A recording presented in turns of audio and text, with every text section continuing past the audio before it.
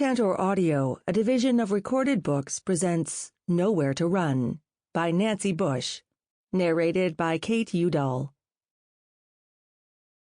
Prologue. Then. He stood outside the house, staring at it from the backyard. They didn't know he was there.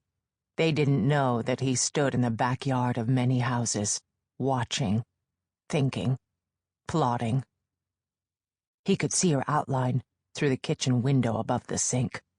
Her figure was hazy beneath a dress, but he smiled to himself as he watched her.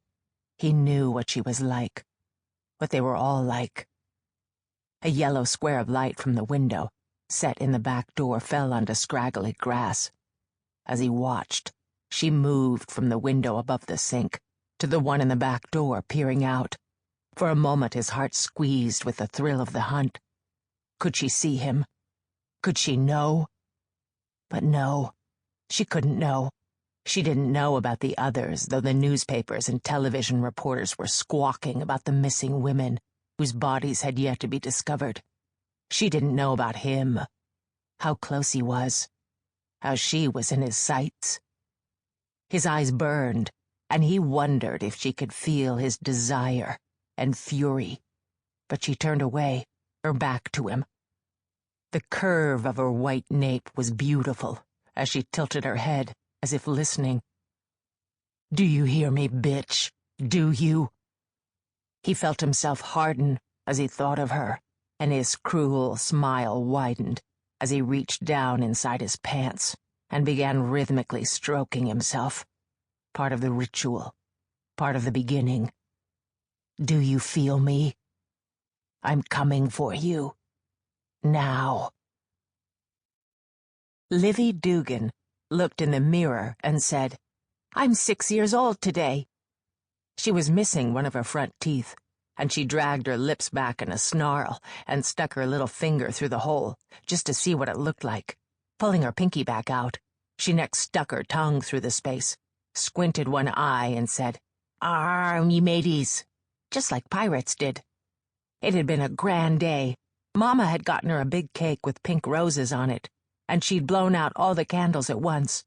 Her brother, Haig, who was only 2.5 and didn't know diddly squat, according to their dad, tried to blow them out first, which made Livy so mad that she'd stomped her foot. Livy knew Haig was special. Mama said he was, even though he seemed like he couldn't do diddly squat, but that didn't mean he got to blow out her candles. No way. She'd pushed him out of his chair, and he'd toppled to the floor and started crying like a big baby, and Livy kind of thought that's what he was anyway, a big baby. But Mama had scooped him up and soothed him, and then shot Livy that look, the one that said she was really mad, but would hold it in till later. Then Mama sat Livy in front of the cake, and she sucked in tons of air and blew with all her might. The candles had flickered and gone out, all of them at once. It was grand, Mama said. Grand. But she'd still been mad about Haig, though, so she didn't smile too much. She got Livy and Haig each a paper plate with a slice of the white cake with the pink filling and a small cup of milk. Livy had asked for apple juice, but Mama hadn't seemed to hear her, so she'd said it louder, and Mama got it for her, kind of like one of those robots, like Mama didn't know what she was doing. Then Haig had gone down for his nap with a loud, "No!" as Mama carried him away, which is what he always said. Livy thought he deserved to be put to bed and left there forever. After all, he tried to blow out her candles. Livy had finished her cake and smashed the crumbs with her finger and sucked them into her mouth. But Mama never came back, so Livy finally left the kitchen and wandered into the den, and that's where she found Mama, just sitting on the couch. "What are you doing?" Livy demanded. Mama had just left her in the kitchen and gone to the den, and the TV wasn't even on. It was just a dark square, but Mama was staring at it anyway, as if it were playing General Hospital, her favorite show. "Why aren't you watching TV?" Livy asked, upset. It was her birthday. Mama hadn't even answered, so Livy declared, "I want to watch cartoons." Mama got up from the couch and stuck a tape in the machine. They had a videotape of some of her favorites, though Mama said it wasn't going to last much longer, and that was because Haig had grabbed it and pulled out some of the dark ribbon.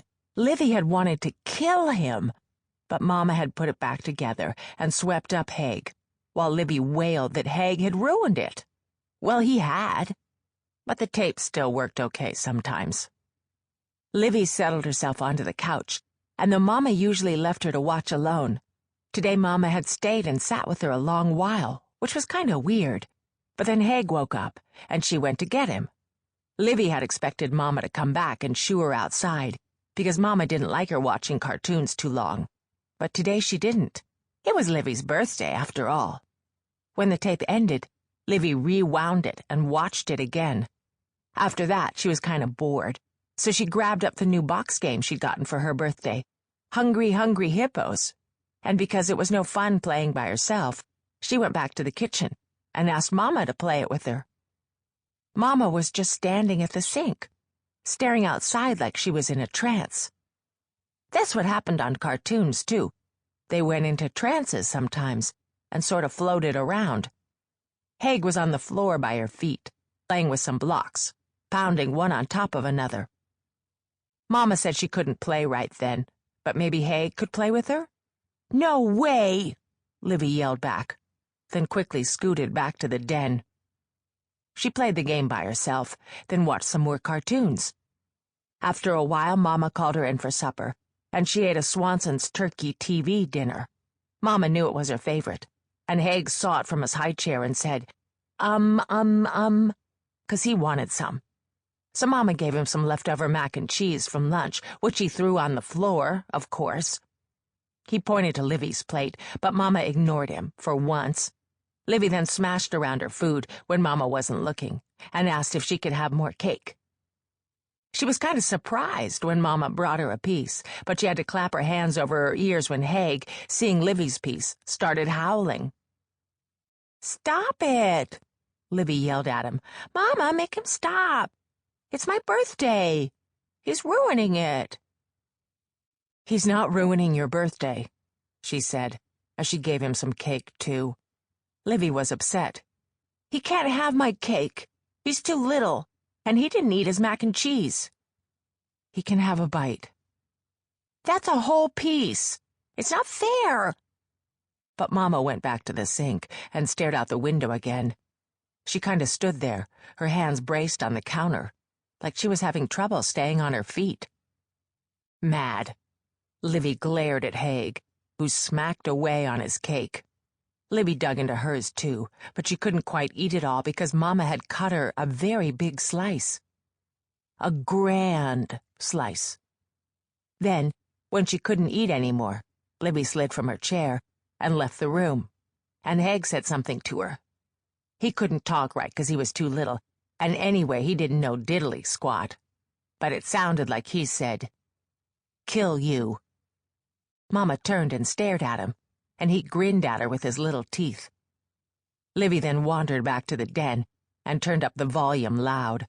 Mama rushed in and said, "Turn it down," in that hissy whisper she used when she was really, really mad.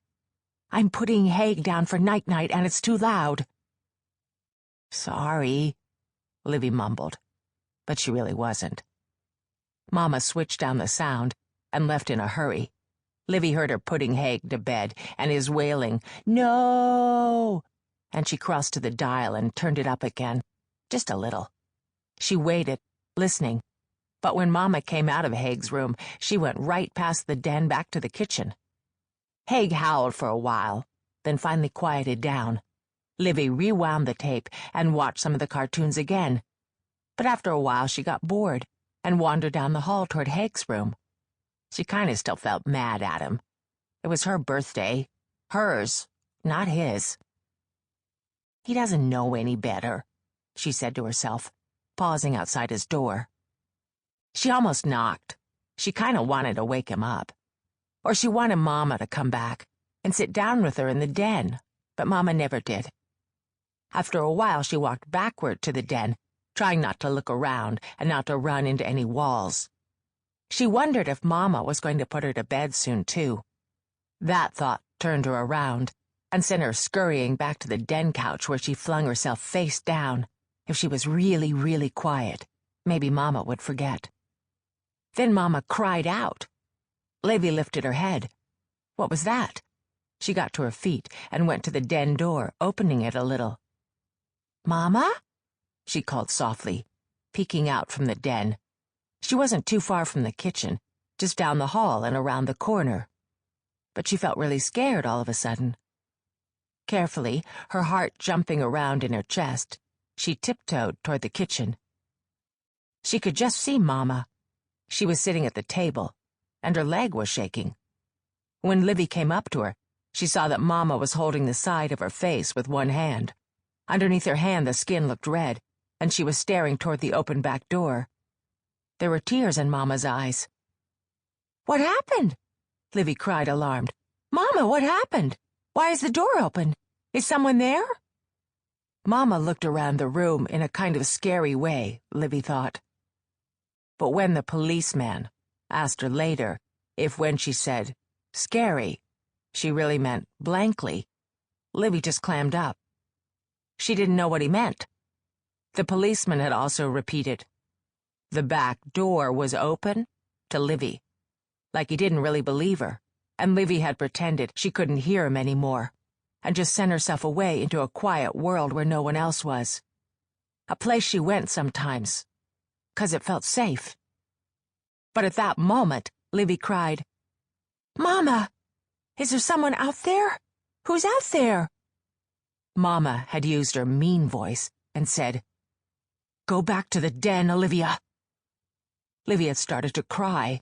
It was her birthday. Why was everyone so mad? She'd run back to the den and slammed the door, still crying, waiting for Mama to come charging in and send her to her room or something. But when that didn't happen, she got mad too. She stuck out her chin and crossed her arms. She sat down on the couch and stared at the door. She was going to stare at it and stare at it until Mama walked through. But then, Mama never came, and Livy sort of forgot and fell asleep. 'Cause suddenly she woke up, and it was a lot later than she usually stayed up, she could tell. She drooled on the couch pillow, and that reminded her of her tooth, so she went into the bathroom and stuck her tongue through the hole, squinted one eye, said, "Ah, me mateys," and ran over the rest of the events of the day in her head. She concluded that a pirate probably deserved another piece of cake, maybe even with ice cream this time. She tiptoed back to the kitchen, but as she got close, her arms broke out in goosebumps. She stopped short. Her heart was speeding up, and she felt scared. "Mama?" she whispered. No sound. She stepped into the kitchen, looked, and started screaming. Screaming and screaming. Because Mama was hanging in the air, her face all puffy, and her tongue sticking out like she was joking around. But she wasn't. Livy knew she was dead. Dead.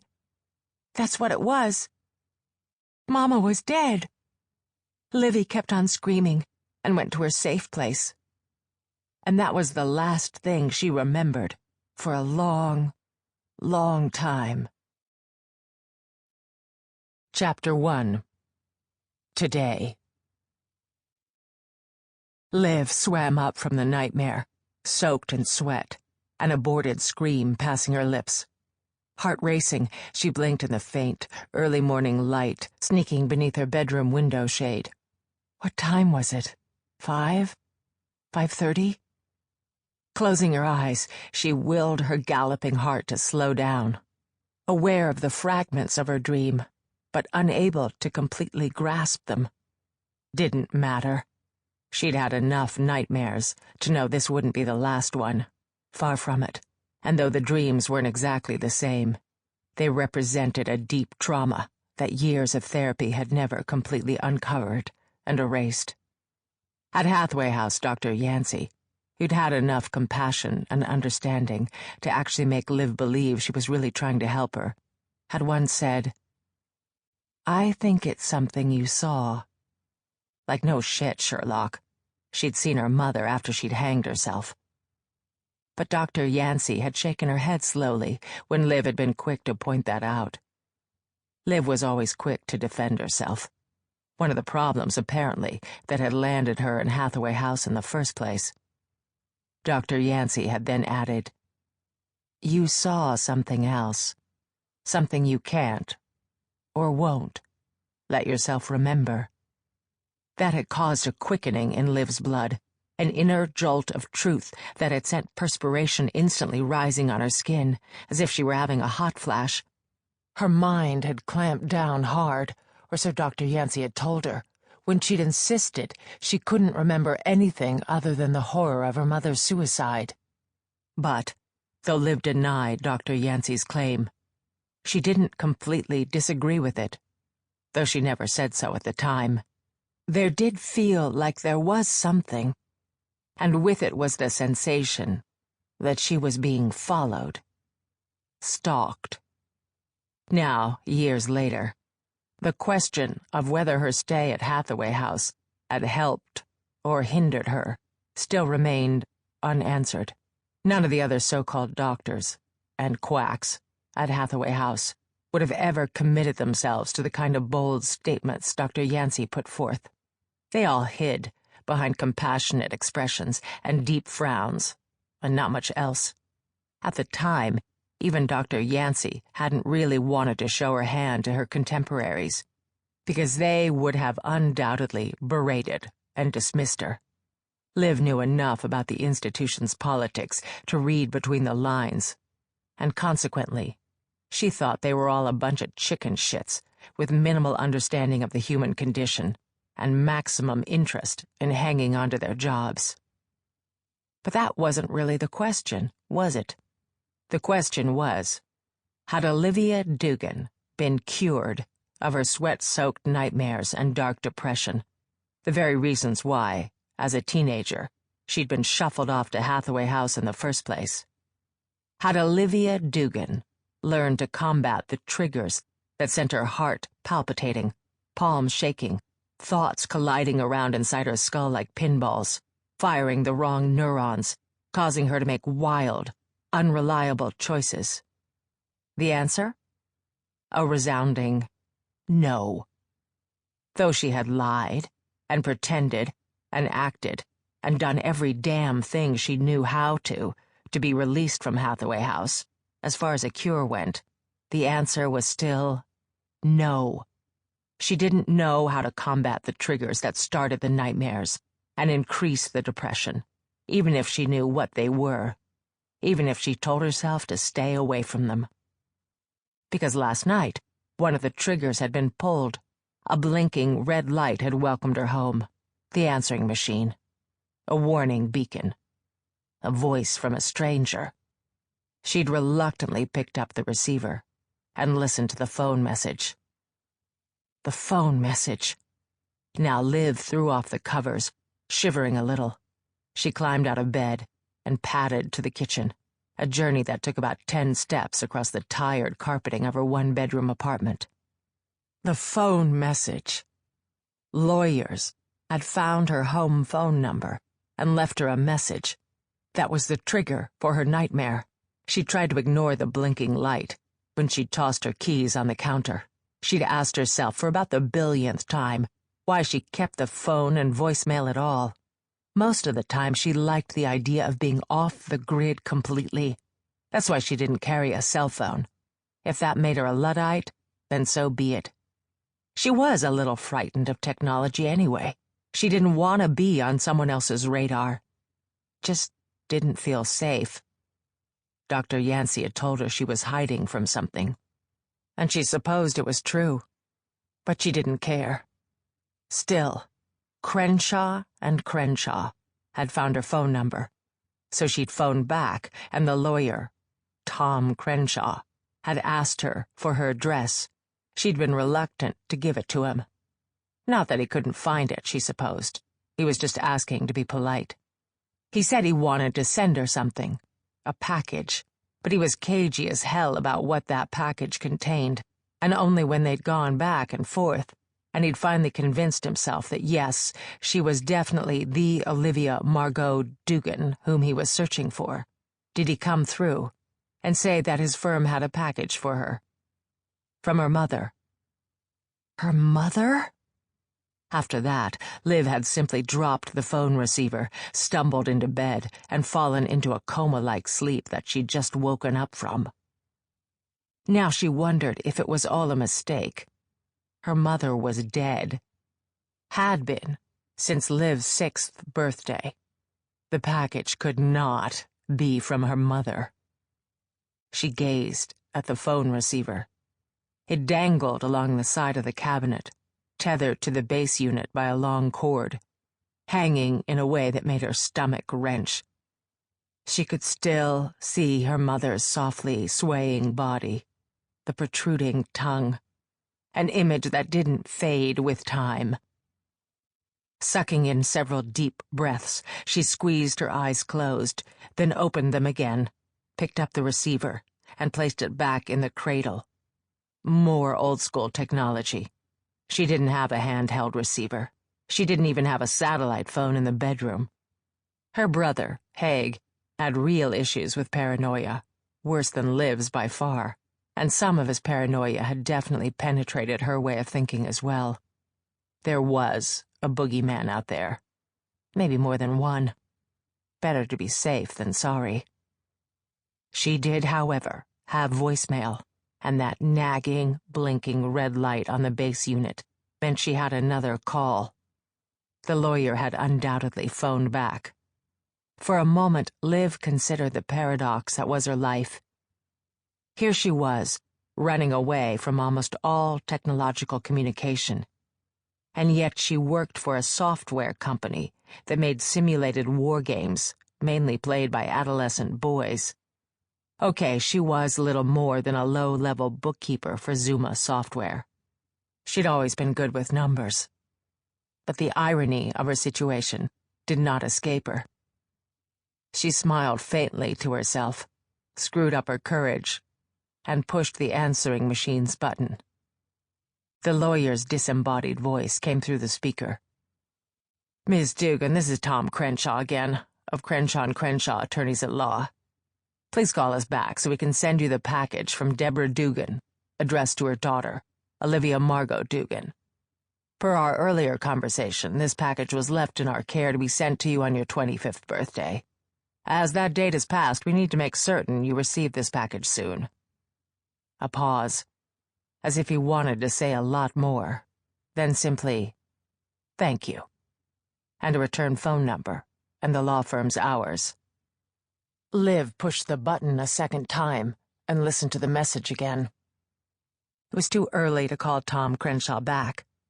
She didn't even know if she wanted to anyway. She felt hot and headachy and strange, just thinking about receiving something from her mother. Her mother. Nearly 20 years after her death.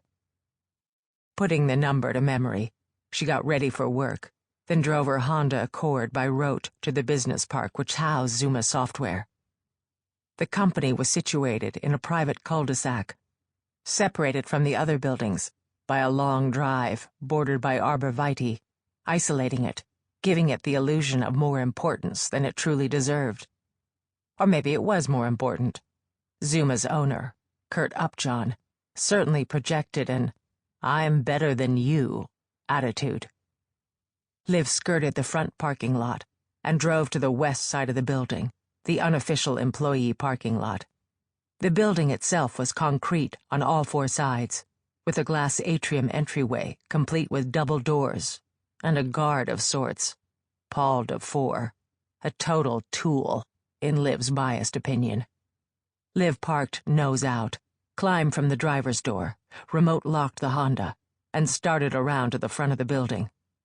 She didn't even think of using the back door, as Upjohn wanted all his employees to enter through the front.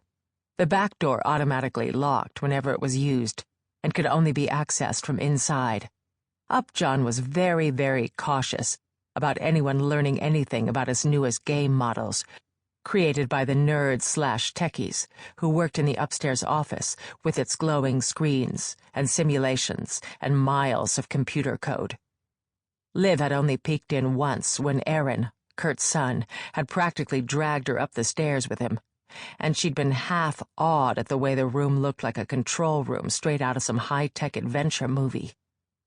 Now, as she entered through the mahogany front door, a door surrounded by windows, Paul gave Liv a narrow-eyed once-over, as if he'd never seen her before.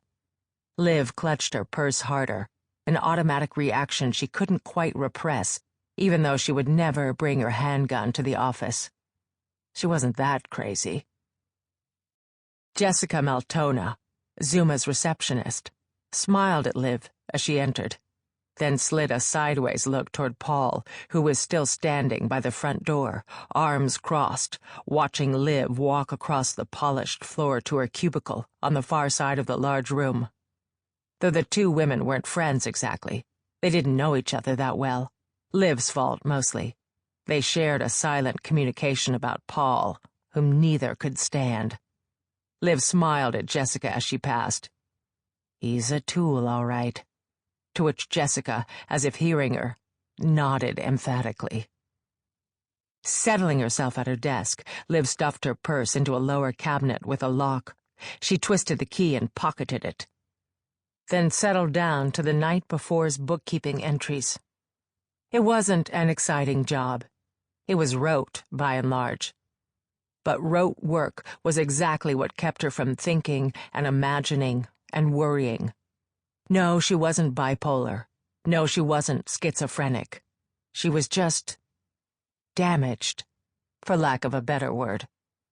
From the moment she'd discovered her mother's body, she hadn't been the same.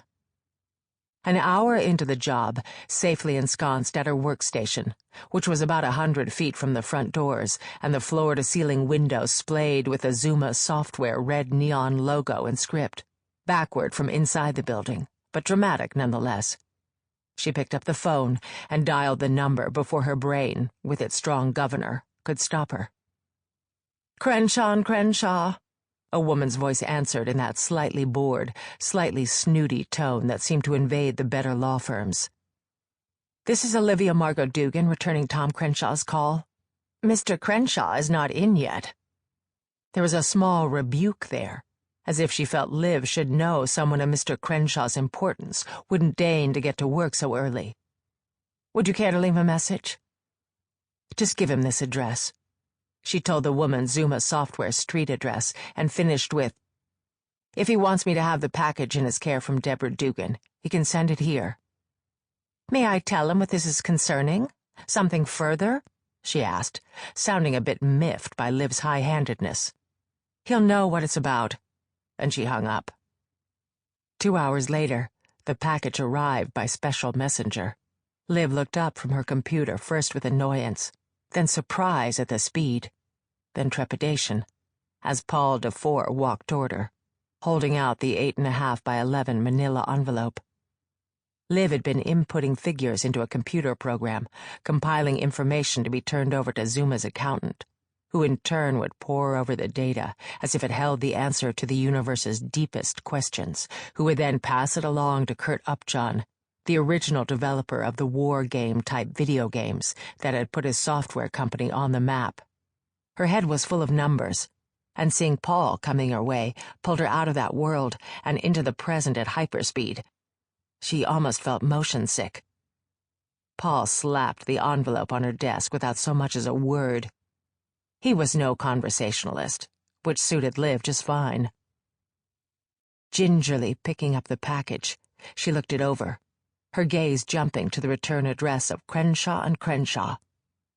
She'd been alarmed when Tom Crenshaw had asked her birth date, where she grew up, the names of her parents, and a myriad of other questions. She, in turn, had demanded to know to whom she was speaking. How had he found her number? What did he want, really? What were his credentials?